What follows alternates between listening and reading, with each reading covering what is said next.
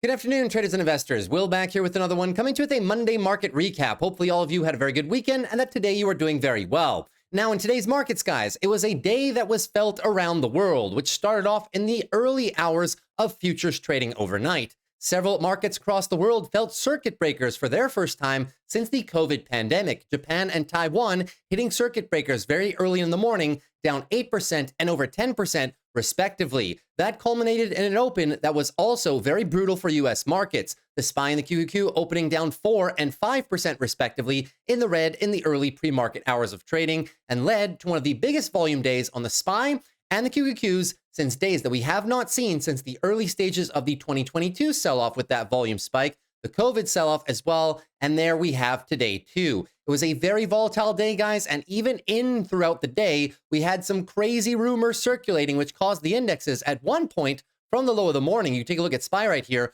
from the low of the morning to 8% higher, bottom to top in roughly 20-25 minutes, because there was a rumor circulating among social media, namely Twitter, that there was a possible pause on tariffs for 90 days in terms of the reciprocal tariffs that were going to be issued. That sent markets for a wild topsy-turvy day in which we found balance later on, and then the indexes closed roughly flat, nowhere close to their massive declines. So it begs the question, guys, or rather it raises the question, are possibly people done selling? We know that hedge funds have been hit with very steep margin calls. More retail traders and institutions alike have faced the highest rates of margin calls since 2020. That has been reported by the Financial Times over the course of the weekend, as institutional traders and retail traders wind down years potentially worth of positions, which culminated in a big volume climax in the markets today. So a lot of action to cover today. In today's video, we're going to do a full technical analysis breakdown of exactly what happened today, go through the SPY, the QQQ, and our minor sectors, and do a little bit of a health check on the markets.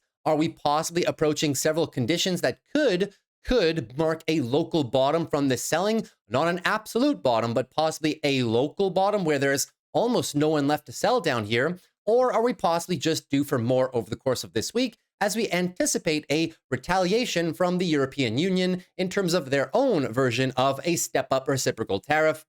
So we'll cover the indexes first in terms of the TA. We also, of course, are going to talk about the record rally in the VIX today, approaching 60, a level that has not been seen since August when we had the Japanese carry trade unwind. But you'd have to go back a very long time to find that one. The last time that happened was, of course, in COVID. So we'll take a look at the volatility index as well as our bonds, and thereafter finish off with some looks into big tech, because big tech started off with some very steep declines. However, a few names were able to etch out some gains by the end of the day. And to wrap it all off, we'll take a look at my portfolio to present to you guys the trades that I was able to make today. If you watched the top 5 options list yesterday, you were probably able to make a very little decent sum of money today, as every single one of those plays were in profit very early in the morning. If you took them in the morning and then thereafter throughout the day, it was all profits. So happy for you guys if you were able to watch that video and take some cues from it and apply it to your own trading strategies. So we'll take a look at my portfolio at the end and do a little recap. Should be a very fun one, guys. Let's dive right into the action, shall we? So the SPY down about 0.18%, but we do note that in the after hours, we did get a little bit of a relief bounce, yeah? Even though the bounces are small, I mean, these markets today were moving in a tremendous fashion. You're talking about sometimes,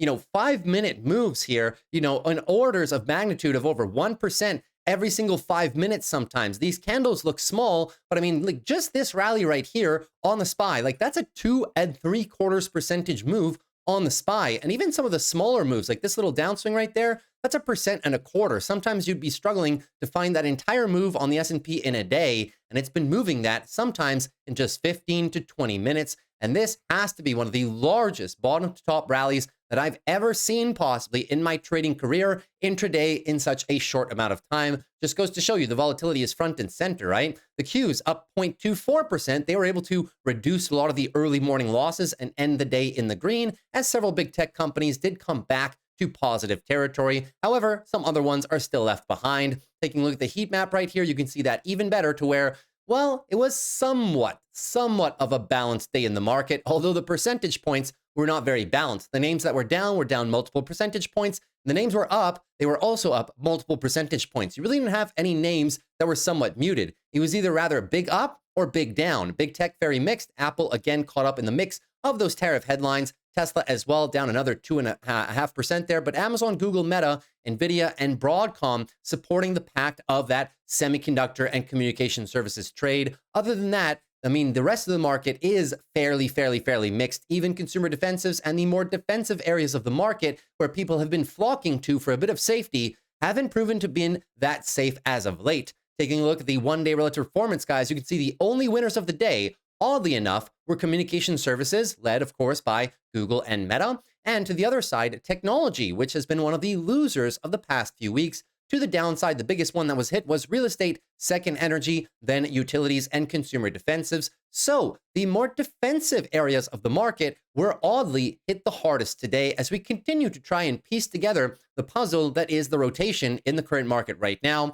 The 1 week relative performance also is, of course, very dreadful right now in terms of multi-percentage point declines, energy down the most, followed by financials, technology, and basic materials. And the 1 month, well, you guessed it, guys, not much as green there as well. And now even, guys, the 3 month and half year performances, everything still in the red, as now we're approaching levels, guys. I mean, we've erased at this point months and months and months of gains. We're going back on the S&P to all the way to January 2024. In just a few weeks, we have erased entire year's worth of gains on the Qs, and even on the SPY, you would have to go back all the way to February or January of 2024, which means we have also erased most of the gains. The SPY top to the bottom of the day today, 21% bear market, did not close in a bear market. It was only down 18, but to the bottom, it did hit bear market territory. And the QQQs from top to the bottom, 26%, and to the close, 22% overall. So you can see we're clearly in a very volatile market. But have we possibly reached a local bottom? Well, for that, I like to look at some of the historical either fear and greed indicators or some of the breadth indicators as well. So take a look at the fear and greed. We are now at a very low read of 4. Is this possibly going to go to a 3, a 2, or a 1? It would be highly surprising, but definitely an environment of extreme fear. Very rare to see the market indicators in this range. Market momentum, extreme fear, stock price strength, net new 52-week highs and lows on the New York Stock Exchange. This, guys, is probably the lowest read that we have seen since arguably the early stages of 2022 or the COVID pandemic, where everything is net negative in terms of not hitting new highs. Stock price breadth as well is extremely weak, the weakest that we've seen, well, since earlier on in January, but you would also have to go back about a year and a half to find breadths this week as well. Taking a look at those breadth indicators, as a matter of fact, and we can see that the percentage of stocks above their 20-day moving average is at a 5. 5% of all stocks currently, guys, are above their 20-day EMA. You can go back historically and see how many times that's happened since this read took place. Only a few key moments in history. The pandemic, then we also had 2016, once in 2011 with the flash crash. You have to go back all the way to the great financial crisis of 2008 to find such very weak short-term breadth indicators. So this is historic in terms of the short-term move to the downside, which is why we could argue that we're closer to a local bottom than not, especially on the short-term timeframes. Onto the percentage of stocks above their 50-day moving average, it is currently at only a 7%.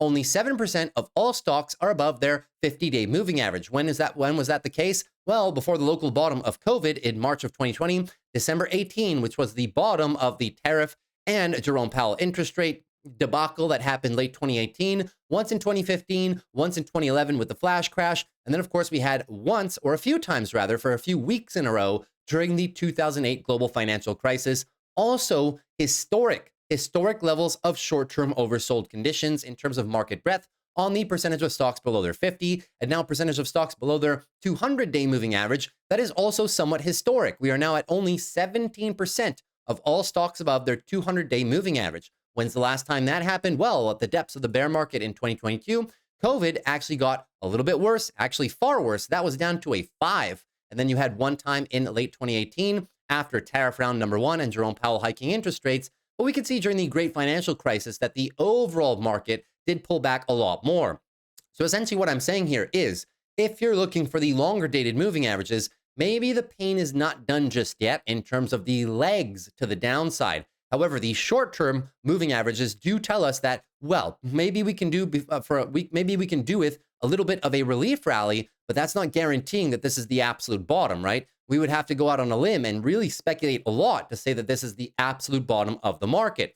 Now, can you have a bit of a relief rally and then find new lows, which would alleviate some pressure on the short-term 20 and short-term 50 moving averages? Yes, of course, but can it be met with more downside selling to approach the next support zone overall in the next few weeks as we move into earnings season? The answer is also yes. It's just extremely difficult to predict these markets, but we can say that we might be approaching the short-term oversold local bottom conditions that could see us, right? Keyword could, for a short-term little bit of a bounce. It's just nobody knows.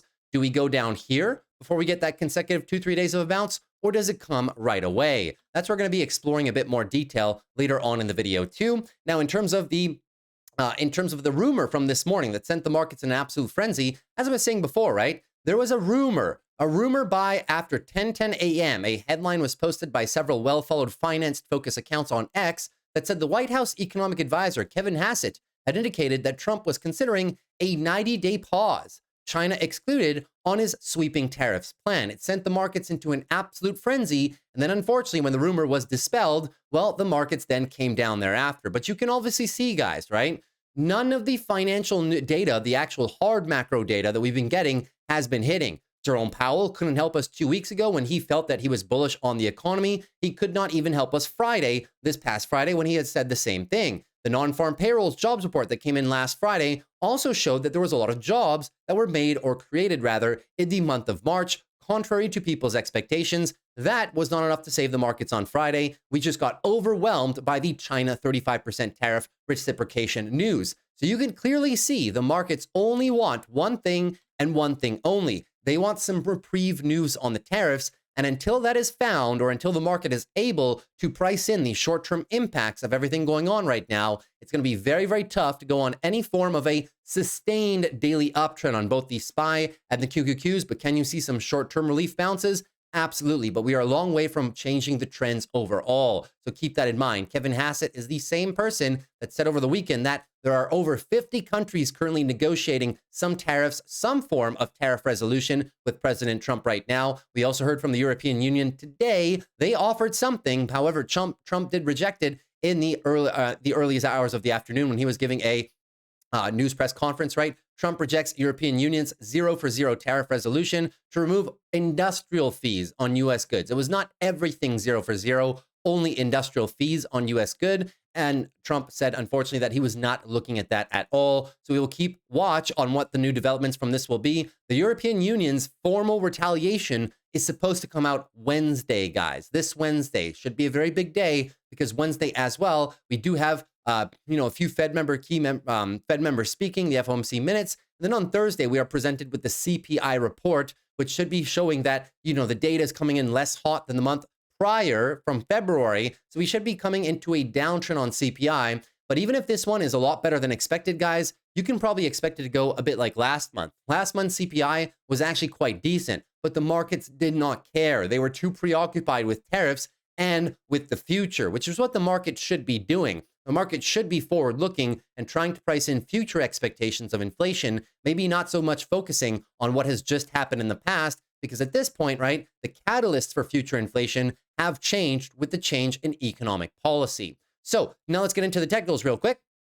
So in terms of the SPY, we're currently sitting in with a few different criteria that does show we might be hitting a local temporary oversold bottom. Number one is the volume profile. The volume profile shows that we're climaxing on volume right now. Couple that with a lot of hedge funds and retail investors that have been either margin called or forced liquidated. You end up with a situation where you get very, very, very high volume and a deeply oversold RSI on the daily. To find such a deep oversold level on the daily, you would have to go back to the initial stages of the sell-off of early 2022, and then even during the COVID pandemic period, where that was very close to some local bottoms of the market. However, it can always fall further. We're just trying to identify, are we closer to a local bottom than not? And the answer to that question is most likely yes. However, do we drop further into support down here, 475 down to about 450 before we find that local bottom? That is very possible as well. So keep your eyes peeled, guys. The one thing that should do it for you should be a 4-hour trend change at this current time. Looking for the 4-hour trend change.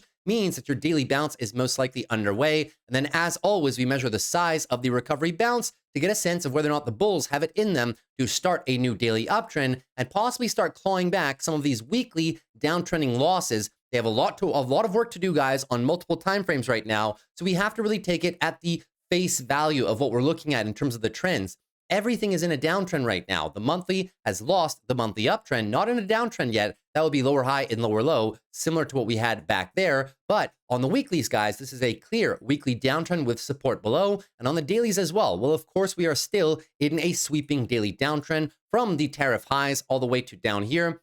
So first things first, give me the 4-hour trend change, then I will believe you that the bulls have a daily bounce underway. And then, of course, we need to measure the size of the bounce. You would like to see at least a 50% retracement from these lows, at least to about 525 or at best 535 on the SPY to give the bulls the best chance of this not just being another dead cat bounce for a rollover, but being an actual true bounce where we can set maybe some daily rallies underway. However, keep in mind, guys, that we're coming into a very, very hot-packed, action-packed retail earnings season. We're going to cover the banks over the course of this week and the next week as well. And we're also going to be covering big tech earnings as they start rolling out in the next 2 weeks.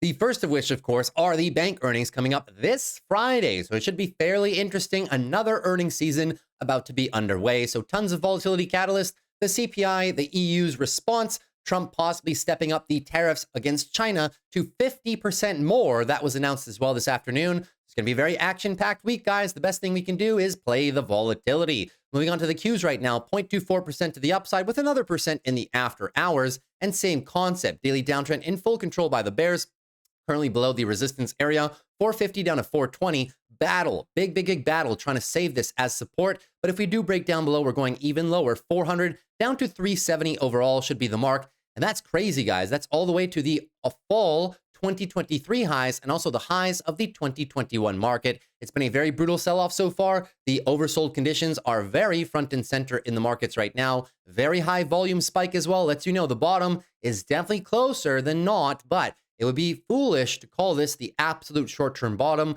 We can drop more to lows before finding that bottom. It'll all be a question of can we get a 4-hour trend change underway and really start doing some work here against the bears and trying to claw back a little bit on the daily and then clawing back a little bit on the weekly as well to gauge whether or not we're going for a third weekly leg of selling or whether the bulls can save this and maybe start going into some form of a tightening range where we establish some form of a level of support, because as of right now, the markets has just been a falling knife as a byproduct of all the varying headlines that we're getting every single day, right? Moving on to financials right now, down about 0.25%. Not the worst day on financials, but still, it was a wild day to say the least. When at the peak of the morning, we were down about 4.5% before ending roughly almost flat. So that was good, but same concept, right? Huge volume climax, deep oversold conditions at 24. So you know the bottom is probably closer than not. Daily downtrend is underway. So we're still going to be looking, can they bounce from here or do we need one lower? Look for the 4-hour trend change overall, guys, right? Very volatile markets.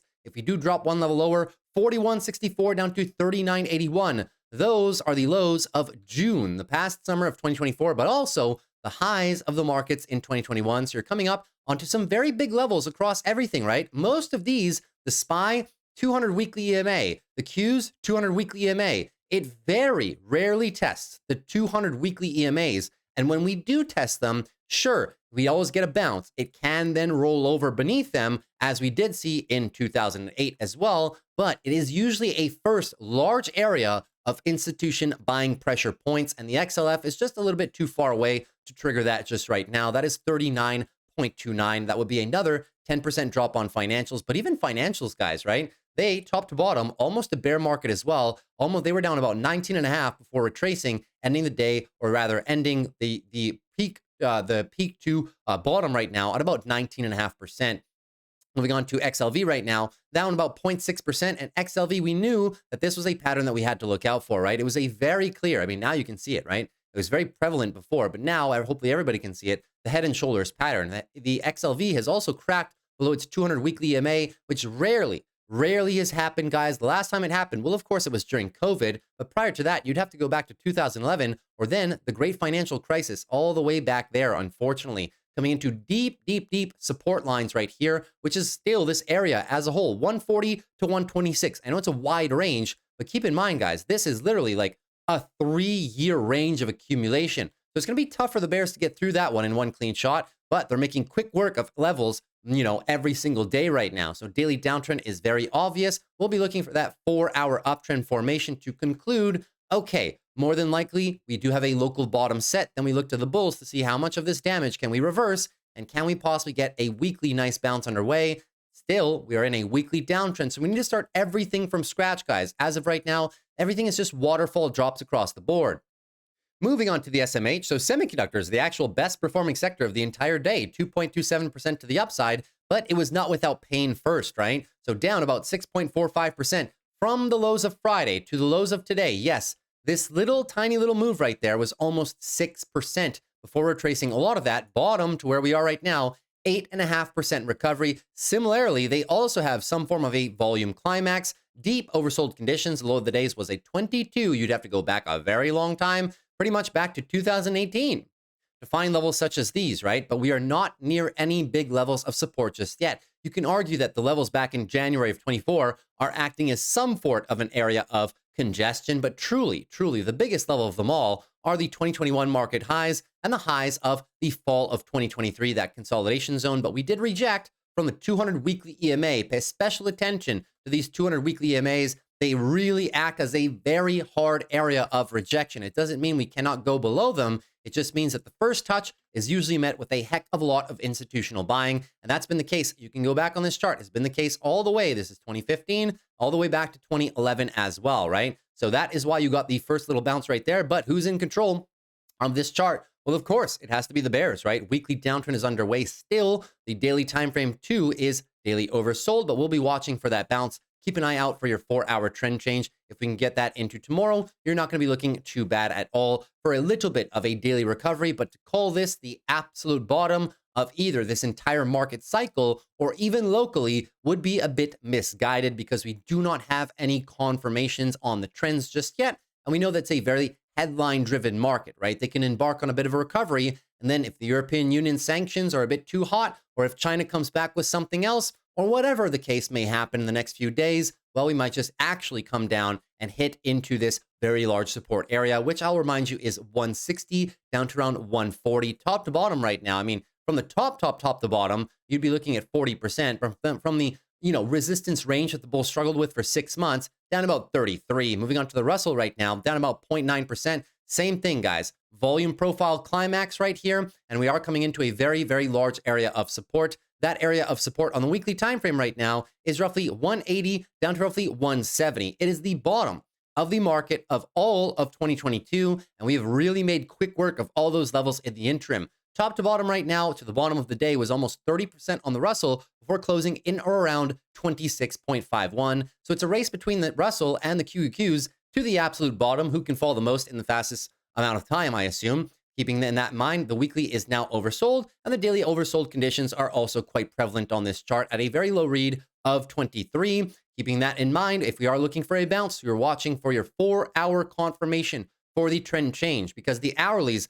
are a bit tough, yeah? When everything is just moving so crazy, they can lose it, they can gain it back in the form of 2 hours sometimes. So that being the case, watch for the 4-hour uptrend. That'll let you know the daily bounce is underway. Then you measure the size of the bounce, but keep in mind, big resistance above 190 to 200, right? That's a very, very big level. That's the top end of the lows of this entire range, which was the bear market for the Russell of 2022 to 2023, a very, very hot level of resistance above us. Let me actually turn that into a red box. Unfortunately for the bulls, they've now lost that. They'll have to contend with that to the upside. And now the Dow Jones also down about 0.91% today, also in historic oversold conditions on the daily. You would have to go back to several points, either 2023, this was the inflation resurgence crisis we had back there. And then a couple times, well, the culmination of the final leg down of 2022. Prior to that, COVID. And then before that, 2018. So it's historic, right? And we are coming into, or we did come into, the 2021 market highs. This is the big one, guys, the very big one for the Dow Jones. And you can see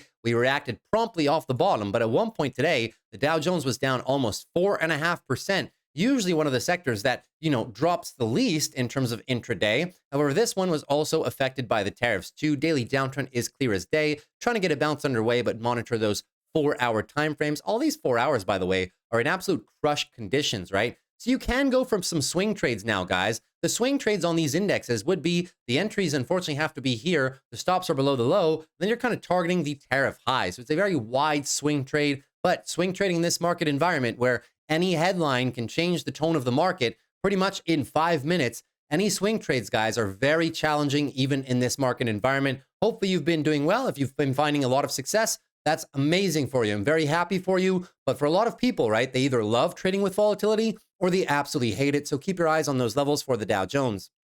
Now, of course, we have to talk about the VIX, guys. The VIX closing at 47, but in the pre-market hours of the day, it started off at a high read of 60. You are not able to find 60 many times on this chart. That was the peak in August during the sell-off carry trade. All right, and this was a sell-off of the Japanese carry trade. This was the COVID pandemic. And then you have to go all the way back to the great financial crisis. So it has happened only 4 times. This is the 4th time.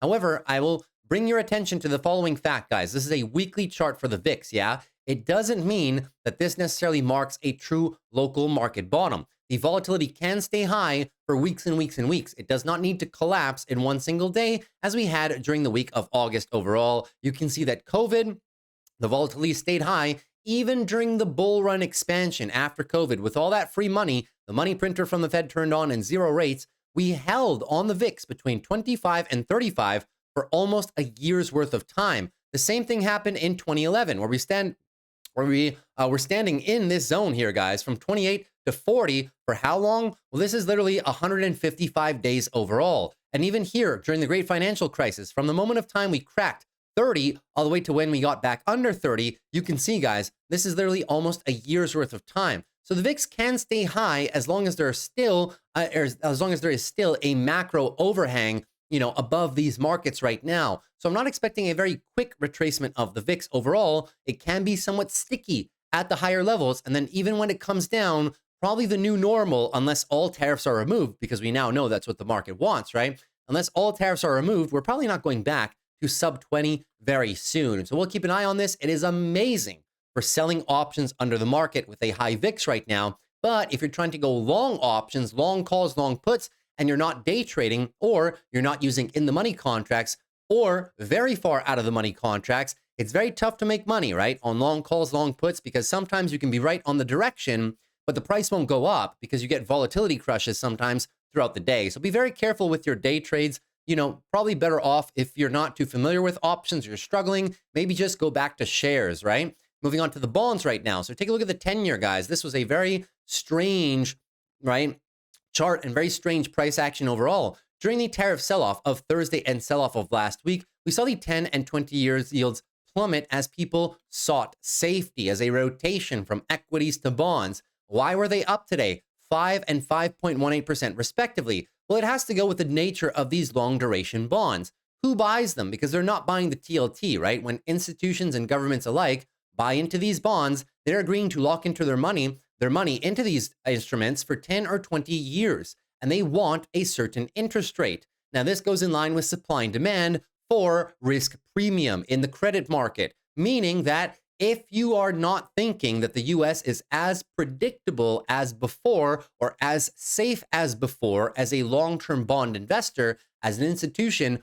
or possibly as a foreign government, well, then you will demand a higher risk premium and nobody will keep buying when yields are plummeting, right? That is why your bonds did not catch a bid today, despite having some rotation in the last few days, probably some retail and institutional traders alike. But at this point in time, guys, you do not see that massive rotation that should be in tune with economic projections of recessions. This chart should be flying, right? These yields should be plummeting down, the 10 and 20-year yield, which is arguably what President Trump would want right now in terms of bringing yields down, and they just have not been coming down at all. It's a battle in the bond market, a battle of narratives, guys. Either the recession-proof trade, which is U.S. Treasuries, but also maybe some bond trader speculation, sending these yields higher, saying that there might be more risk associated with the United States right now. So they might be shorting the bonds or going long yields, in other words, and other very large players may just not be bidding just yet because they want a higher amount of risk premium, which is why the TLT over the last week, it's been an absolute mess. I still believe in this trade. I still think it will go up, but it's going to be very messy in the short term. So be very patient if you are in TLT as a play overall. Now moving on to gold. So gold as well with a third day of decline.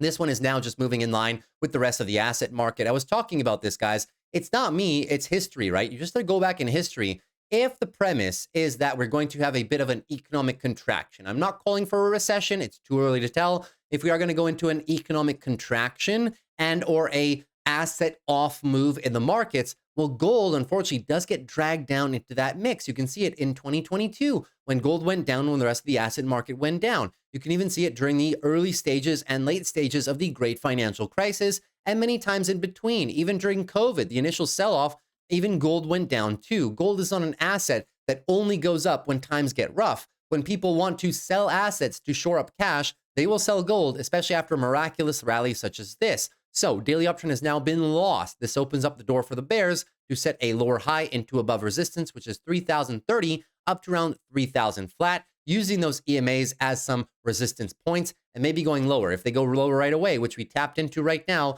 they actually tapped into this support zone right down there, which is 2950 down to roughly 2,900 flat. So we'll be watching for, can the bears engulf and go for the daily downtrend and possibly go for a little bit more weekly consolidation into this 12 EMA? That's a very high chance probability, but gold on the longer term timeframes, the monthly and the weekly are all looking good, but we have to acknowledge it has ran and it has ran a lot. Now, that's pretty much it for everything else. Let us dive right into Bitcoin. So Bitcoin was kind of the precursor to all of the selling that took place today because it started dropping over the course of the weekend. Now, keeping in mind, we are still in a daily downtrend on Bitcoin right now, getting rejected from this area of resistance, which we were calling out on the channel as a likely candidate for a short. 92,500 down to 86,600 was the mark for resistance, right? This was a huge area of support. It is now a huge area of resistance, getting rejected at the moving averages. The short was fairly obvious on this chart, in my humble opinion, and the take profits were right around where we bottomed out today, right? 74,073 down to around 68,000, which is the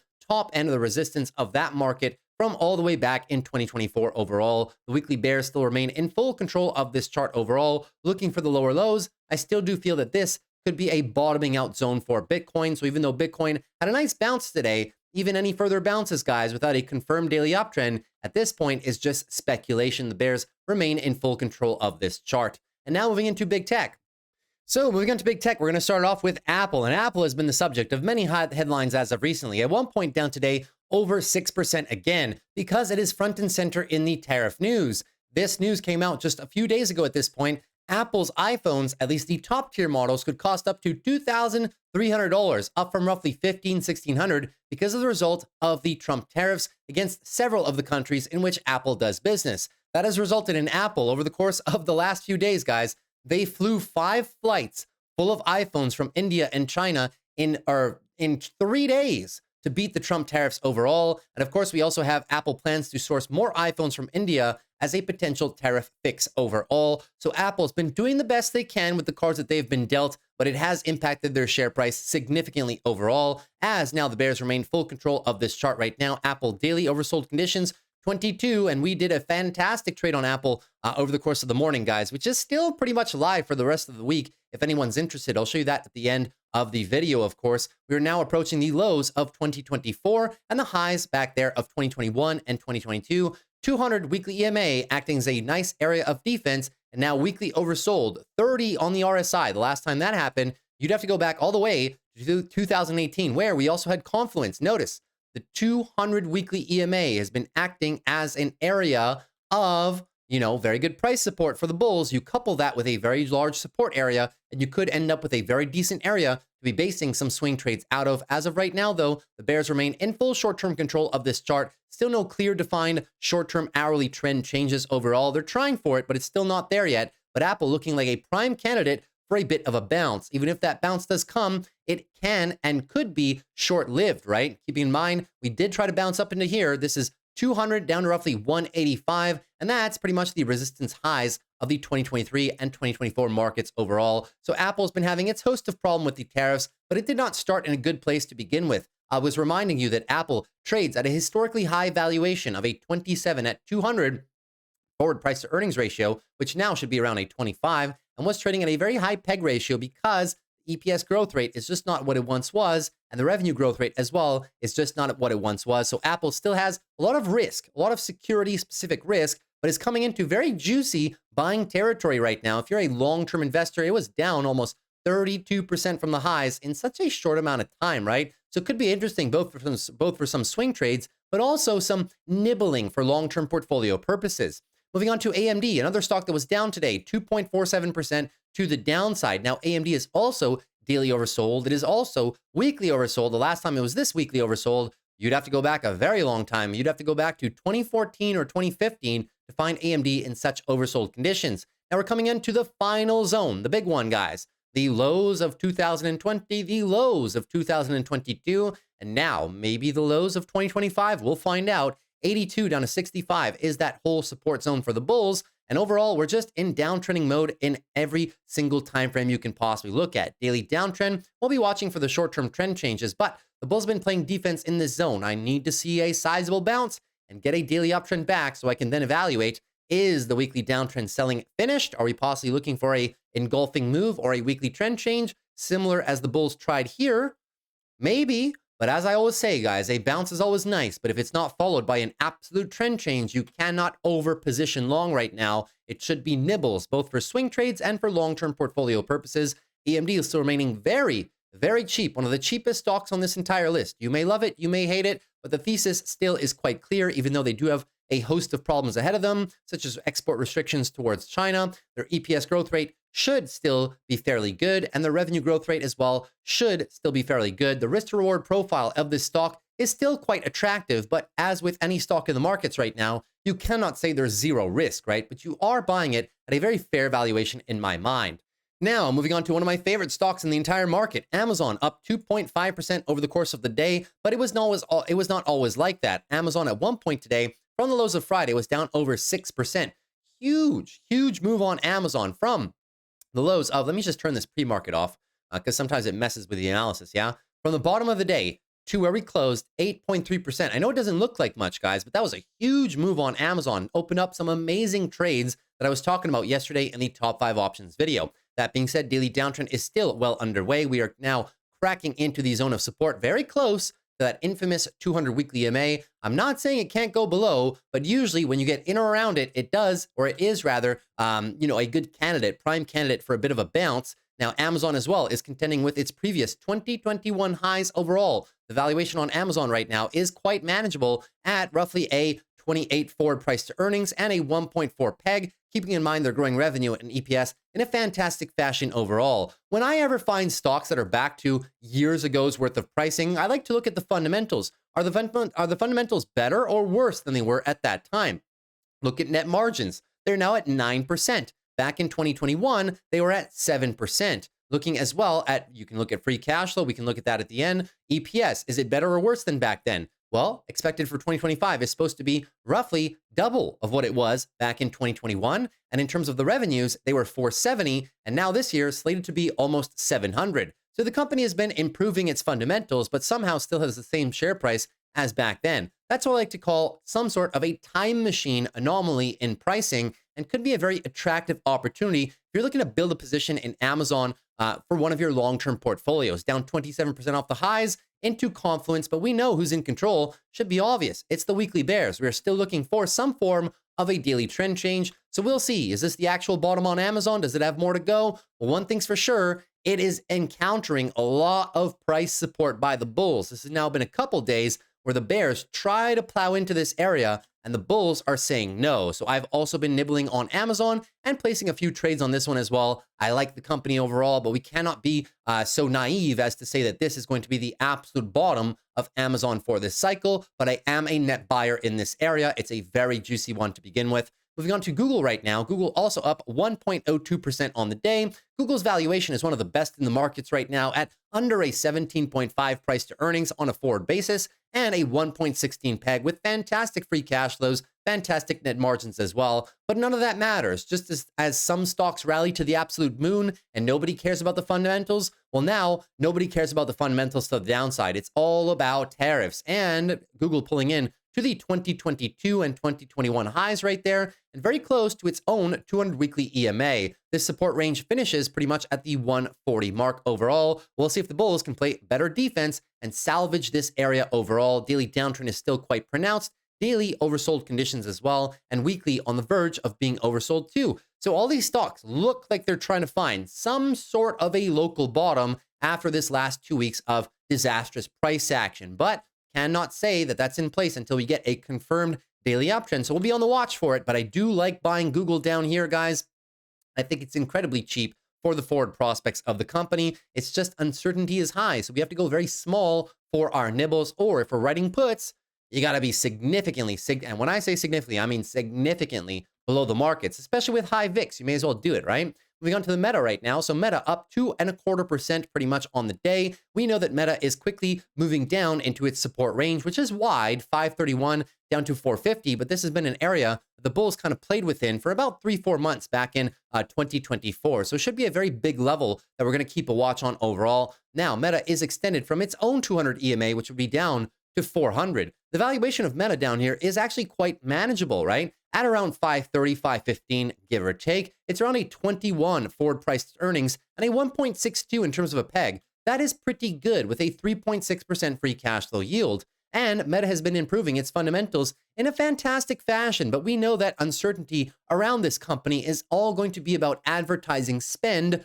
for corporations if they're expecting an economic downturn. That is the first thing that corporations pull back on when signs of the economy look to be of a deteriorating nature. They tend to pull back on spending for advertising. That's what's been dragging Meta down, because it's definitely not their fundamentals. EPS is fantastic, and the revenue prospects are also equally as fantastic. So we'll see if the bulls can put up a heck of a fight here and give me some form of a daily trend change. Until that trend change is underway, you're only expecting a lower high. Then it's up to the bulls. Prove it to us. Can we get the bounces on all these charts? Or are we just going to have a lower high dead cat bounce into a lower low, such as the one back here was as well? So keep that in mind on Meta. Moving into Microsoft right now. So Microsoft also was down on the day, 0.55% overall, and coming into one of our areas of support. Let me just change this to green. I don't know why it's red, but it should be a green, beautiful support box. Keeping that in mind, 345 down to 325 is that support region. Where is that? I'm glad you asked. Well, that's the full 2023 level of correction and the highs of the 2021 market. And in or around the 200 weekly EMA, this chart is so clean. It really gives us a really good impression that when Microsoft first taps into their 200 weekly EMAs after some form of consolidation, it's a pretty good time to be buying some shares for a long-term portfolio, but also for some swing trading purposes, guys. It could prove to be the region which establishes some form of a local bottom. That being said, Microsoft right now is daily oversold. The last time you could find daily oversold on Microsoft back here in August during the Japanese carry trade unwind, and weekly oversold as well. You'd have to go back a long time for that one, guys. Last time Microsoft was weekly oversold was in 2010. It's been a very long time, and prior to that, you would have to go back to 2006. Oddly enough, even in the great financial crisis, Microsoft never got this oversold in one clean shot. Probably because it's such a resilient company overall, more so than other big tech name companies out there, right? Moving into it, weekly bears still in full control of this market right now, looking for the bounce zone. And on the daily, well, the daily bears are in full control of this one, looking for some swing trades, very easy. The lows of today should be the stop loss, right? And you are targeting the highs of the previous resistance range overall, looking for that daily trend change. Until we get a daily trend change, cannot say that the local bottom is actually in, and cannot even start fathoming for a weekly uptrend reversal, especially not with these macro conditions. Microsoft now from its all-time highs down about 24%, but from the recent range of resistance that we were struggling to crack a whole bunch of times, it's down about 17, 18%. Now moving on to Netflix. Netflix was actually green, 1.4%, as I assume that, people assume that maybe people will not cancel their Netflix subscriptions amidst all the tariff uncertainty and amidst all the possible news of economic declines. It just goes to show what a resilient business model Netflix actually has. That being said, the price action is not in their favor. We are trying desperately to hold on to the neckline of this very naughty head and shoulders pattern that's on the weekly charts right now. We'll see if that actually follows through with the flush. If it does, you don't really have much in terms of support level, guys, not at least until the 2021 highs, 691, which is this whole region all the way down there. So pay special attention to that. Daily bears are in full control right now, clipping into the 200 daily EMA. Any bounce will just be looking for a lower high, using the above area as a zone of resistance, which I should turn red. My apologies. I'll change all these with you live. That'll be a zone of resistance. Can we maybe get lower high into lower low? It is quite possible indeed, because there's a lack of support much before that 690 level. And if we really start coming down, keep in mind we're going for monthly consolidation. Netflix, one of the only charts that is still in a monthly uptrend overall, coming down from the highs of the RSI, down off the highs of the MACD as well. So you would not be surprised if the market continues pummeling some big tech names, if Netflix can find further downside consolidation. If you're asking me for my optimal level of buys for Netflix, it would have to be somewhere between 7 and 600. It's not a bad buy up here, but if I'm really looking to go heavy on Netflix, it'd be down there. The problem is we just don't know if it's actually going to get there, right? Fantastic fundamentals for the company at a current trading valuation of 34.5 on a forward price to earnings basis, which I will admit is rich, especially in these markets, right? And a 1.5 forward peg ratio overall. Moving on to NVIDIA right now. So NVIDIA with a very healthy bounce off the lows. NVIDIA at one point today in the morning was down, almost 7.5, almost 8% before getting that miraculous bounce that a lot of stocks saw when we had the rumor come out, right? Not that one. Where is it? This rumor right here, the errant headline about the tariffs pause, just goes to show you how much these tariffs impact several of these big tech companies overall. That being said, it is still a categorical daily downtrend on NVIDIA right now. And coming into our last area of support, 96 down to $75. These short put opportunities on this one below $70 today were fantastic. Hopefully you guys were able to nibble a bit on those. They were subject, or rather a part of the top 5 options video yesterday. That being said, who's in control? The weekly and the daily bears are still in control. NVIDIA's own 200 weekly EMA is all the way down here at 68.15. So is this the bottom on NVIDIA? Nobody knows, guys, but is it a good time to be DCAing into the company if you like the forward prospects of the company? Yeah, it's not too bad. The forward price to earnings is only a 22. The PEG ratio is now under 1. These are some of the cheapest valuations that NVIDIA has traded at in the last 2 years as they've been growing revenues and EPS. They were very richly valued up here, but as they started piling on the revenues and EPS gains, well, that's why our ratios are now lower, even though the price is lower as well. Well, I mean, all things in consideration, right? The weekly downtrends are very notable. We'll be looking for, can the bulls get a daily uptrend going? Because we know a bounce can just be met with a lower high into the resistance range, which, once again, the color of the box is wrong. So my apologies for that. That resistance range is 102 up to about 110, the same area that the bulls held for quite a number of various different times. It will be resistance. So we will see. Can we get the trend changes, or will NVIDIA just continue sliding into the bottom end of this zone? We'll keep our eyes peeled, but one way that we can actually do this, guys, if we don't want to predict, we can be writing short puts well under the market, especially with the VIX in the high 40s or low 50s. Moving on to Tesla right now. Tesla down about 2.56%, clipping into its own very close support range. Wait till you see the short puts that I wrote on Tesla today, guys. You will be absolutely amazed at the strike I was able to get for the premium I got today on Tesla overall. It was also part of the top 5 options plays yesterday because of how high the volatility was. I digress. 220 down to 190 is the next support range. Daily bears are in full control right now, and also part of a weekly downtrending pattern on Tesla as the brand continues to get pummeled by both effects of sentiment and lower year-over-year deliveries as a byproduct of a Model Y refresh and somewhat dwindling sales due to brand sentiment across the globe. So we'll keep in mind, if the bears close below the 217 on the weekly, that will be the third leg down of selling for Tesla. And if they crack the support range, the next one, unfortunately, guys, is all the way down here, 161 to 130. So we'll keep our eyes peeled on Tesla. It's a name that has such good volatility that I don't want to make a bet whether this is the bottom and go full YOLO longs. I'd rather just write puts way under the market and just pocket some premium as the markets just try to find a level out zone over the next few weeks as we move into this earnings cycle. Moving on to Palantir right now. Palantir rocketing off the lows, 5.7%, 5.17% rather. And you can see at one point Palantir today was down almost 10%, which is a very fantastic area to go shopping for some trades for some short put options more specifically. That being said, Palantir protecting the bottom of support despite being in a daily downtrend right now. 72 down to about 65 is that lower range of support, clipping almost into the 200 daily EMA, which is right below there. And this whole area is the lows of November and December overall. It is now officially a weekly downtrend on Palantir 2, the first one of its kind since April of 2024. We will keep our eyes peeled. Can the bulls get a nice bounce going, get the daily uptrend back, and start putting in some work against this weekly downtrend? Sure, but we need to start everything from scratch. You need to get the daily uptrend back, then you need to get the weekly uptrend back, and only then you start talking about some expansion. Palantir is not going to do it on its own, guys. If the rest of the markets are somewhat weak or beholden to macro headlines, Palantir will get dragged down in the mix as well. The best way that I'm playing this one right now, considering the fact that I already have long-term shares, is simply writing puts well under the current market conditions. Moving into SOFI right now. So SOFI up 3.03%.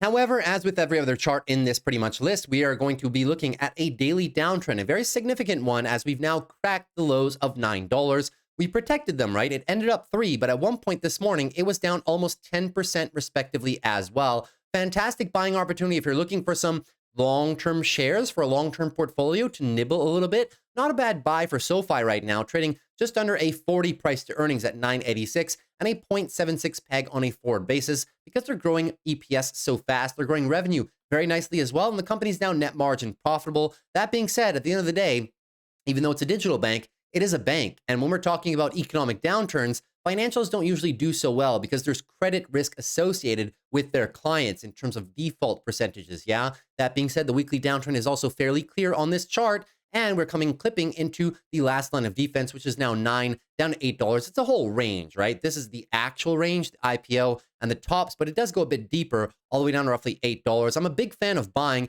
at these lows, or at least writing short puts under the market. If you're looking for a little bit of premium to run the wheel strategy or something like that, just pay special attention to, can we get the daily trend changes underway? And if we cannot, well then, unfortunately, this weekly leg of selling is not finished. And the true next area of support, if we really come down hard, guys, is all the way down here, unfortunately. 7 down to roughly $6, where the stock left off from before its meteoric rally that saw a 200% gain from the lows of August all the way to the highs of January. Two last ones for you now. Uber looking at 1.58% to the upside. Uber, not that bad of a day for them as well. On the early portion of the morning, they were down almost 6 before recovering a good portion of it intraday. That being said, daily downtrend is prevalent on this stock too, coming into the final destination of support, which is 63 down to 55. Uber's own brand new 200 weekly EMA, because I mean, it takes 200 weeks to form, right? Uber hasn't been around for so long. So that being said, it takes 4 years to form one of these, right? 2021 highs, very large area of support for the entire time. I'm a big fan of playing Uber in this lower location and even picking up shares for a long-term portfolio, despite the fact that we do not have the short-term trends. Uber is not looking too bad, right? Even from its highs. Sure, it's down like 20+% like the rest of the markets, but it hasn't really lost any major levels that we've been looking at 70 bucks. Now it's lower, 10% lower. Price to earnings on a forward was at 28. Growing EPS fantastically, growing free cash flows and net margins too. The forward peg is a 1, and the free cash flow yield is fantastic at 5%, guys. So I'm a big fan of shopping for some Uber in these lower levels. Moving on to TSM lastly. TSM, one of the most solid names in the entire semiconductor space, has not been spared with all those headlines surrounding tariffs. Taiwan getting caught up in the mix too, yeah? This one topped where it is now, 35%. The low of the day, it was down 41%. It actually came down and clipped into the levels of 2021 and 2020, guys. This is the level I was telling you guys about, yeah?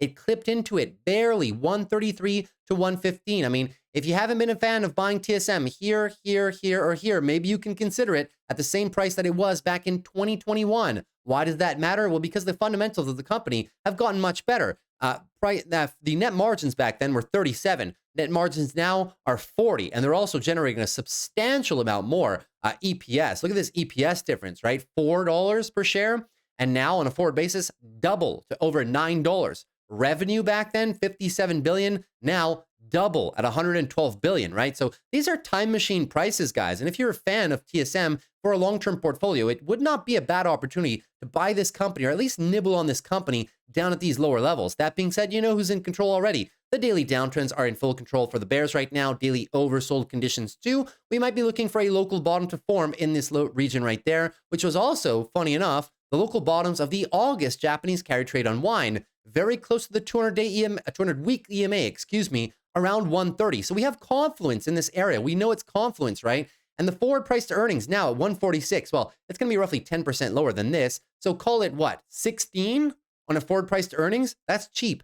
PEG ratio around 1 and a free cash flow yield at 3.6, all looking like very good metrics to add to a long-term portfolio overall. So that is the stock market rundown. Tomorrow we'll cover more names as the volatility continues playing out. I'll cover more names. Covered a lot of names in yesterday's top 5 options video for some swing trades. So you should be familiar with some plays that I'm looking at. But now let's dive into my portfolio to see some of the swing trades that I took today myself, which could give you more ideas into what types of styles of plays I'm looking for to put premium in these markets.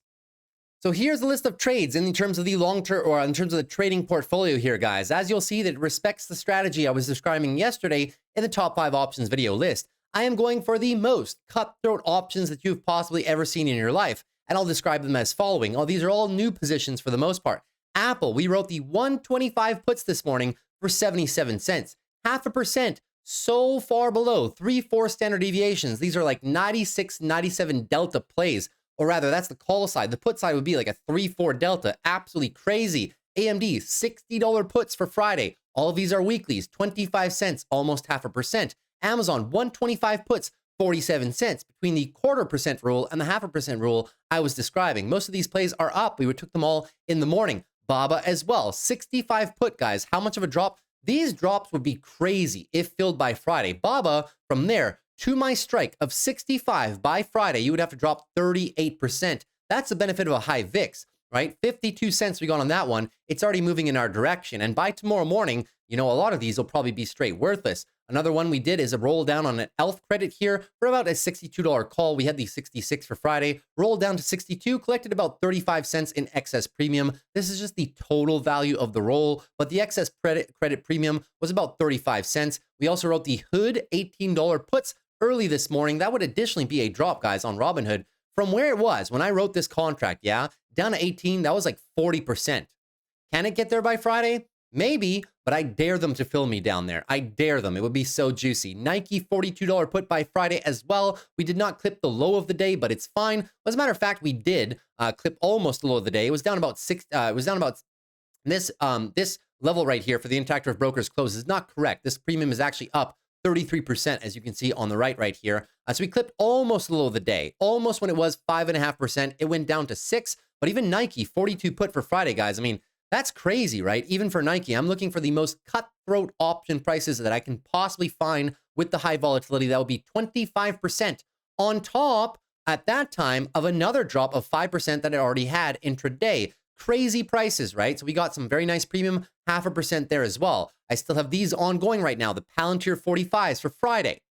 Crazy for Friday. QQQ 360s for Friday. Also in around the same price as they are right now. I also have all the cash piled into SGOV, which gives me 4.8% monthly dividends, of course. Well, that's the annualized rate, but it pays dividends. All the cash is invested, and I'm using that cash to write cash secured puts, but at least all my cash is generating some premium overall. We have the KWeb 25 puts I wrote on the Friday. KWeb has come down, but I would love to get some puts there. I would love to get a sign there at 25 on KWeb. That's another 20% below the current share price. So all these are crazy levels, guys, overall. SOXL taken very early this morning, 23 cents for the $5 puts. They're now all but worthless.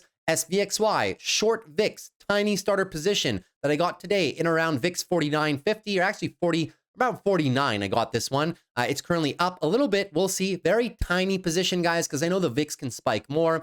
TLT, we still have it. TQQQ short puts, $25 short puts. We got them for 56 cents. Already half off. This on the TQQQ, by the way, would be an additional sell-off on the QQQ of around 15% by Friday. I dare them to fill me down there on TQQQ. I would love to pick up these shares. By Friday on TQQQ at the 2022 lows, yeah, give them to me, man. Just put them in my account. I don't really care at this point. Tesla, 130 short puts. 30 short puts by Friday. That, from the moment I wrote them, was almost a 50% drop by Friday. How much did I get? Almost 0.5%, 55 cents. And there's still 30 cents left on these. These are still a good trade. Even if I were to open them tomorrow at 28 cents, there shouldn't even be any premium there to begin with. That's just crazy, right? We have the Uber, same conditions, $50 strikes for Friday. And then lastly, I have a financial sector short put for the 35 strike. We got this one for 12 cents, which is roughly 0.25% by the end of the week, which is exactly what I'm looking for. On financials, that would be a further decline to fill me at 35 by Friday, guys. 21% on financials by Friday. I'll take my chances, especially due to the fact that it's down into the lows of 2022 if they assign me, right? So those are all the positions for today. As you can see, that's going to be the style of trades that I'm looking for moving forward. Absolute cutthroat options while the VIX is very high. So hopefully you enjoyed me running through all of these positions. Mind you, I also added to the long-term portfolio that we've been building together on the channel. I started this long-term portfolio because showing you the other one that I showed on the channel the other day, right? It's almost like $500,000. Who does that help? Just showing you guys how much money I've made in the last like 7-8 years, because I started in 2017, 2018. Building this one when I was employed at that time at the bank, right? It doesn't serve anybody any purposes, but I want to show you that to build a long-term portfolio in these market conditions, putting in some money every week, every 2 weeks is a very juicy proposition. Today we added to some Amazon, American Express, AMD, TSM, and Netflix. These are all sorted by the cost basis, so these are the weightings, even though a lot of positions are down. And keep in mind, I started this portfolio like 2 weeks, like the markets were already down like 10, 15% from the highs at that point when I started a lot of these positions. And now they've come down even more. So I have added to this long-term portfolio right now. The total buy-in for me is about $5,700 right now. And currently it is down 13% year to date since we started it when the markets were already declining. But I love buying into these positions, guys, when the markets are selling down. It just allows me to accumulate more shares. And I'm trying to build a small account with you guys because I know how it feels when you build a small account. But I'm also DCAing every week or every 2 weeks, depending on when the market conditions are the best, in order to build this portfolio out. And I'll be building this one with you every week or every 2 weeks for the next years that I'm doing this YouTube channel together with you all as well. So hopefully that also makes sense too. That's pretty much everything I had for you guys today. Hopefully you enjoyed that. If you did, consider dropping a like on the video. Would appreciate it for the growth of the channel. Also consider subscribing to the channel if you're new. I would love to have you back. We do these every Monday through Friday after the close. And as always, guys, I appreciate your comments and your feedback, your suggestions in the comment section. If you have any questions at all, always feel free to ask down below. I answer every single comment. So if you have anything that you want to talk to me about, feel free to use the comment section for that, guys. I'd love to talk to you there as well. And lastly, if you wanted to have access to all of my trades in real time, but not only my trades, also participate in a very active community of almost 200 members that all trade the same strategy, consistent. We have a lot of fun in there as well. We focus on long-term consistent gains for trading, but also long-term consistent portfolio building and everything in between. If you want to participate in that community, join our other members and have access to all my trades in real time, and also the private morning live streams in which I trade live and answer all your questions on stocks, options, long-term portfolios, and anything in between. They last for about 2-3 hours sometimes, and they are all recorded in the event that you cannot make it. You can also ask me all of your questions in real time in our respective chat rooms throughout the day. I'm very fast to answer any questions that you may have for me in terms of stocks, options, long-term portfolios, and stuff like that. We also do private videos in which I describe advanced level strategies for both options, how to grow small accounts into large accounts, and overall trading psychology. Many different videos for many different people in there. Members have been finding very good value in those videos, and you get access to all my watch lists as well, all my technical analysis on my charts. You can copy paste all of my watch lists in just 2 button clicks. You get access to all the technical analysis, and whenever I annotate charts with fundamental analysis after earnings or XYZ on over 100 different companies, guys, you get to copy paste all that. That's just an additional benefit to the Discord. If anything like that sounds good to you, the link to the Discord and all the information is down below in the video description. Hope to see you in there soon. And if not, well, I guess I'll see you back on the channel, guys. Always a pleasure. Hopefully you are well. I'll see you in tomorrow's Tuesday recap. Take care. That's it for me. Have a good night and peace.